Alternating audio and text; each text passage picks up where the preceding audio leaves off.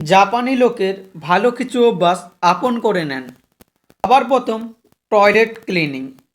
প্রতিদিন সকালবেলা উঠে তারা টয়লেট ক্লিনিং করে।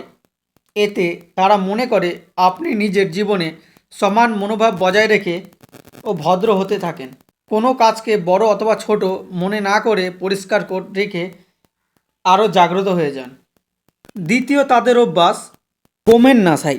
যদি তাদের মধ্যে কোনো ভুল হয় না কোনো দেরি করে তারা গোমেন নাসাই বলে দেয়, অর্থাৎ সরি বলে। যদি কারোর ক্ষতি হয় তাদের টাকা দেয়, যাতে সামনের কারোর তার জন্য ডিস্টার্ব না হয়।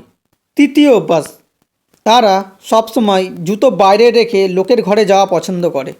তাদের এটা মনে হয় বাইরের নোংরা কারোর ঘরে কেন নিয়ে যাব। জাপানি লোকের চতুর্থ অভ্যাস হলো মনে মুড়ি, অর্থাৎ কিছু কিছু তারা ঘুমাতে পছন্দ করে, কারণ পাওয়ার ন্যাপের পরে বাউন্স ব্যাক করতে পারে দ্বিগুণ এনার্জির সাথে। জাপানি লোকের শেষ অভ্যাস হলো হারাহাচিপ, অর্থাৎ তাদের পেট 80% ফিল করে, 20% খালি রাখে, যাতে তাদের হেলথ ভালো থাকে।